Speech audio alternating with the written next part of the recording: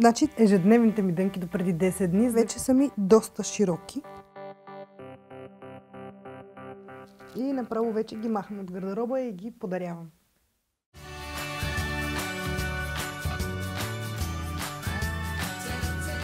Казвам се Мария и искам по-добър живот за себе си и за детето ми.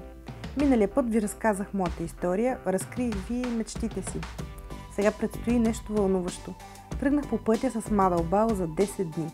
Реших да направя пълната версия на програмата, която включва приемане на коктейла Мадълбал вместо храна. Какво постигнах? Как се почувствах? Покриха ли се очакванията ми? Останете с мен, за да разберете. Сега е време за обяд и нека да си сготвим нещо вкусничко. Взимаме един лимон, слагаме 2 лъжици от лимоновия сок в чашата. Слагаме 2 лъжички от Мадълбал сиропа. Добавяме щипка лют пипер и доливаме 1 чаша вода.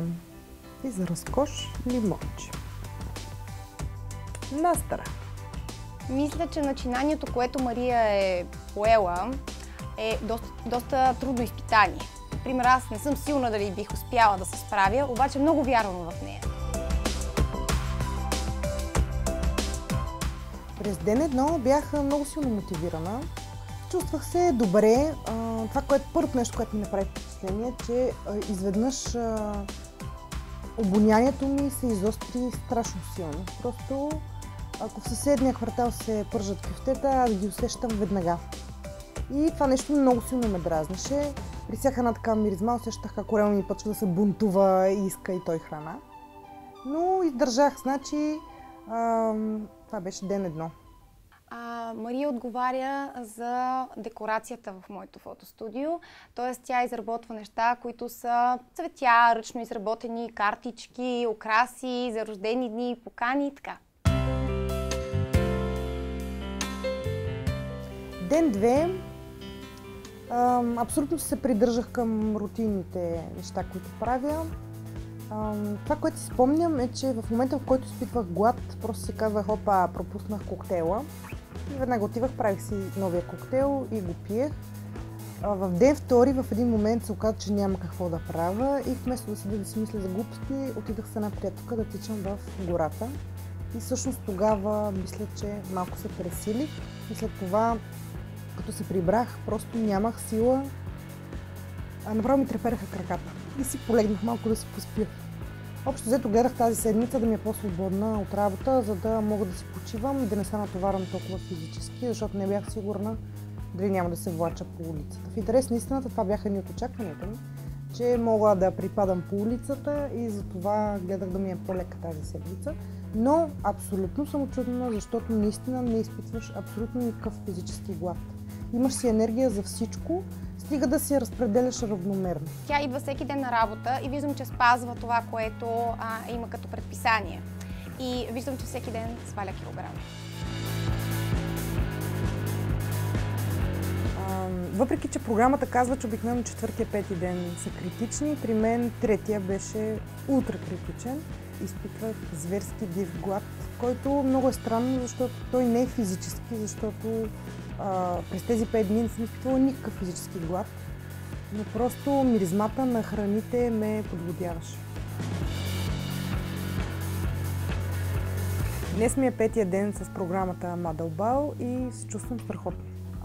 В момента се едно летя. Имам страшно много сила, не изпитвам абсолютно никакъв физически глад. Стигнах до момента, в който храната вече не ми прави никакво впечатление. Истината е, че тя беше много спокойна и нито един път не ми направи впечатление да е огладняла или да кажем да е раздразнена от това, че останалите се храним, а тя не.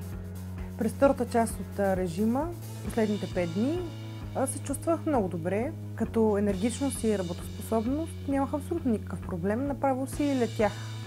През последните 5 дни правих, както и през първата половина, леки упражнения. Общо взето почти всеки след обед. Емоционално на края на програмата се чувствам невероятно. Гледам се и направо не мога да се позная.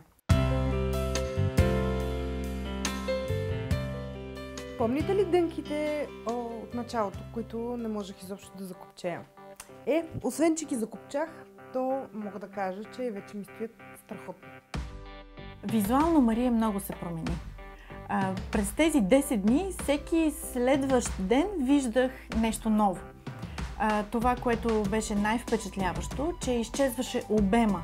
Обема първо на лицето ѝ, на ръцете, на цялото тяло. Тя следеше своите килограми много прецизно, но факт е, че като че ли килограмите не намаляха толкова, а по-скоро обема на тялото ѝ.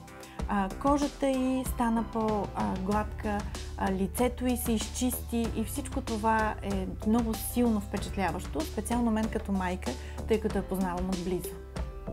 Чувствам се победител след 10 дена с Мадълбал.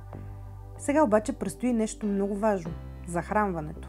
Как ще протече то и какви рецепти ще си приготвя, ще разберете следващия път.